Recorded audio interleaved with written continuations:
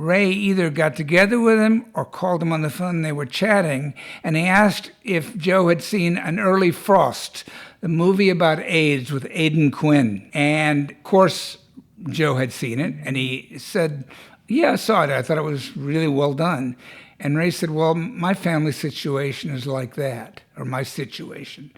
To which Joe thought he meant that the relationship between my dad and me is like the relationship between the father and the son in An Early Frost. What he really was saying was, I'm HIV positive.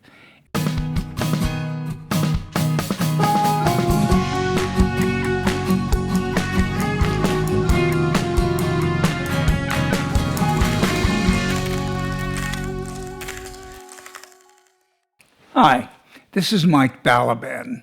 Welcome to another episode of BAMMER Tales. Today, I'd like to take you on a journey back to episode BAMMER Tales number 31, Tale of the Lost Wallet. And I'm going to update you on what happened there because a lot of new information has come to light since then. If you watch that episode, you'll recall that it was primarily about a weekend in the Hamptons in 1986, which I spent that summer, my first summer in the Hamptons, renting a 2-bedroom apartment with another couple of guys who shared the other room, and I had my own.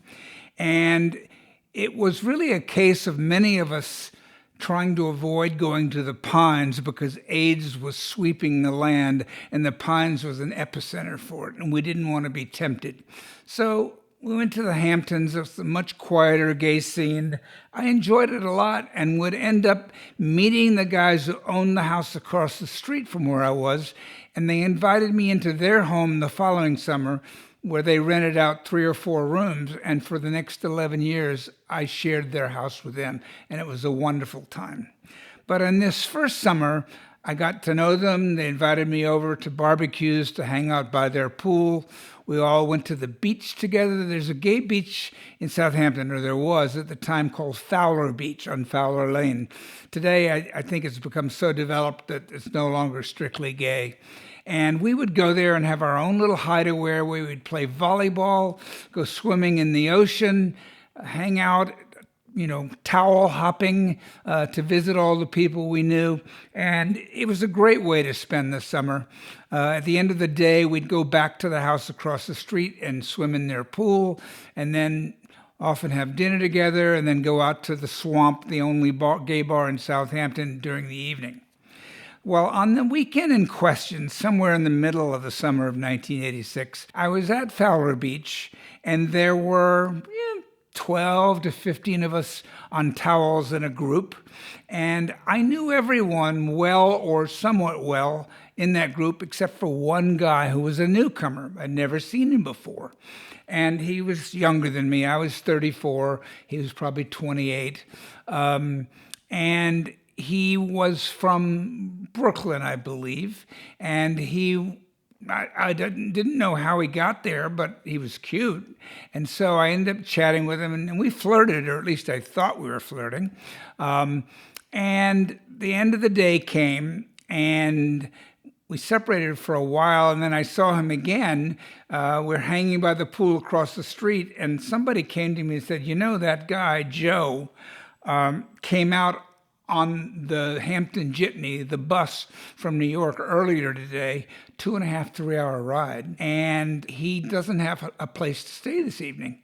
And he's going to have to take the 6 o'clock bus back to New York, another 2.5, 3 hours, unless he gets an invitation to stay with someone. And we, unfortunately, don't have any more spare rooms in the house here. If you want to invite him to stay with you, I had a queen-size bed in my own bedroom. I'm sure he'd appreciate it. So when I chatted with him next, I said, I understand you're without a place to stay, and I just wanted to let you know that I have my own bedroom with a queen-size bed. I don't have an extra bed in there.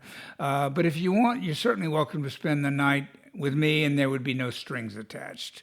And he said, that's really very generous of you. I thank you. I'll take you up on it.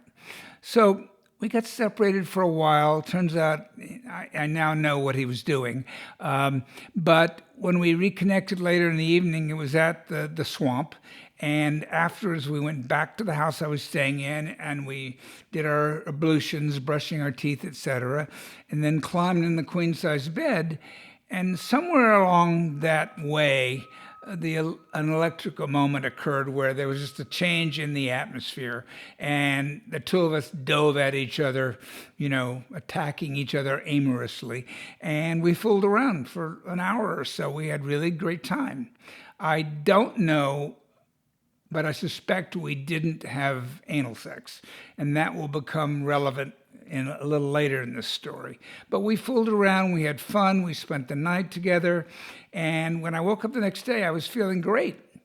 But as the morning progressed and we started dressing and brushing our teeth, etc., to go maybe across the street and then join everybody for brunch, all of a sudden I couldn't find my wallet. It wasn't in my pants, it wasn't anywhere that I checked, and I double-checked everywhere. And after a while, he saw me looking kind of distressed. He said, "What's wrong?" And I told him, and he came to help me. And we both looked, and we found nothing. And so I was getting used to that idea, as distressing as it was, that I would be without my wallet. And then we turned around to leave, and then the last moment we went back, and there, 5 or 10 minutes later, sitting out on top of the couch, which we had looked at multiple times, was my wallet. And so I naturally thought he must have taken it. And when he saw how bad it made me feel, he put it back. And that was not a very happy thought. And I didn't want to accuse him. I wasn't certain. But I couldn't act like everything was normal. I got more distant than I'd been. The intimacy was gone. We went across the street and went to brunch with people, and I just pulled away, and that was it. It was gone. And that would have been it, except for a couple of months later, I got a hand-drawn card, because he was a graphic artist and illustrator, which I'll put on the screen now. And it was a cute, nicely drawn card, basically saying, "Gee, I thought I found a friend." And I still thought he did it. And then at Christmas, 3 months later, I got another card saying, "If I'd stolen your wallet, I would have gotten you a much nicer card." And that made me question whether maybe he didn't do it. And that would have been it until the last couple of months. 39 years later, I got a Facebook message from Joe, and somehow Facebook had fed him an image or a photo of that I had taken with my name. And he thought, "Well, I met a Mike Balaban once. I wonder if that's him." And it turns out he didn't have any hard feelings about what happened. He didn't actually even really know I suspected him until a few months later, as I'll explain. And he just thought, well, he'd kind of clear the air. He didn't have any expectations that I would even necessarily answer, but I did. And he said, "Are you okay with me contacting you?" I said, "Yes." I said, I don't hold a grudge. It's long enough since, and you're making me wonder if I made the right judgment. And he said, "Well, I didn't take it." He said, "In fact, my memory of what happened is that when you told me that it was missing, I helped you join in the search, and we found nothing. And then we went to breakfast, and then when we finished, we were across the street. I went back to your house and searched again and found it in the folds of the comforter or whatever in the couch. And I wonder, part of me thinks that somebody from your house had it, either by accident or not, and came and put it back there. But at any event, that's how I found it, and that's it." And I was like, wow, I'm so sorry that I misjudged you and kept that impression of you all those years. I'm really glad you reached out. He then told me a little bit about his life, and I told him about mine, and we've been in touch ever since.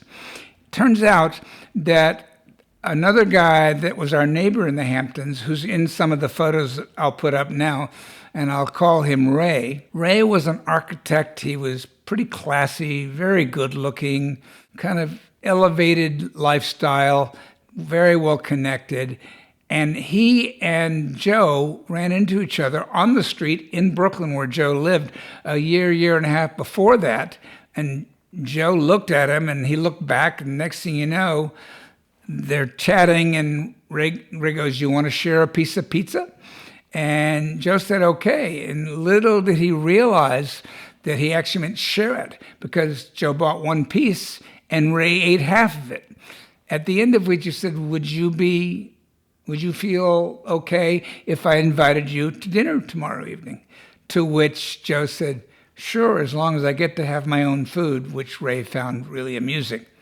That began a year and a half affair. Every couple of weeks, Ray would contact Joe. They often had long conversations on the phone. Periodically, he'd show up and they'd go to bed together. Then he'd disappear for a couple of weeks. There was always something a little bit elusive about him. And Joe never really understood where he fit in Ray's life, because he said, I was really from a kind of a lower station in life. I wasn't used to, like all you guys in the Hamptons with all your money. I really felt out of place. Plus, I was younger. And at the time, Joe had only dated 10 people in his several years out of the closet. And of the 10, he didn't have sex with all of them, only a few. So he was really rather inexperienced. But he finally just accepted that, Ray was somebody who valued him on his own terms, in his own timing, and let that be, until he got invited out for the weekend to the Hamptons by Ray. So that's how he got there. And he assumed, of course, that was going to involve staying for the weekend, except before the end of the day, Ray came to Joe and said, "Oh, I forgot to tell you, I can't host you in our house tonight, because we have house rules that only so many people can be in here, so many beds to be filled, and there's no space," which, as you can imagine, disappointed Ray, but he's, "All right, whatever, I'll take the jitney back to New York," until someone in the house across the street approached him and said, there's space across the street in the house there if you want to approach Mike. And I found him first, and that's how we came to be together. And so I had no idea that he and Ray were having that affair. And what ended up happening was that was the summer of '86. Around Thanksgiving or just before, Ray either got together with him or called him on the phone. They were chatting, and he asked if Joe had seen An Early Frost, the movie about AIDS with Aidan Quinn. And it was very touching, the first of its kind. It was a breakthrough. And of course, Joe had seen it, and he said, "Yeah, I saw it. I thought it was really well done." And Ray said, "Well, my family situation is like that, or my situation." To which Joe thought he meant that the relationship between my dad and me is like the relationship between the father and the son in An Early Frost. What he really was saying was, "I'm HIV positive." And Joe didn't get it. And a few weeks later, on the phone, Ray asked him, you thought about that movie and our discussion?" He goes, "Yeah, well, how do you feel about it?" He goes, "Yeah, I feel good." He still didn't get it. It was only later that he heard from someone else and realized that Ray was trying to tell him that he was HIV positive. And within the next year or so, Ray began to get sick and would eventually die. And Joe felt horrible, but even worse, it turns out of the 10 people he had dated, and only several of which he had sex with, only once in the entire time did Joe have unprotected sex. And it was accidental when he and Ray got really drunk one night and unexpectedly had sex without protection. And he didn't think about that because he had no symptoms or anything until a year later, while in the Caribbean on vacation, he got swollen glands. So he came back to New York, took the test. It was negative, but took it again because we all knew by that point you needed to make sure you didn't have a false negative. And sure enough, he tested positive. Now, that's a big deal. And it's even bigger deal since that happened in 85, and he and I had sex in 86. So it just shows you how close you come to people maybe infecting you. I don't know. I'm negative. It really doesn't matter. And I'm so really sorry and sad to hear that Joe isn't. But the good news is that shortly thereafter, in '87, he ran into the guy who had been his boyfriend before he met Ray, and they started seeing each other again.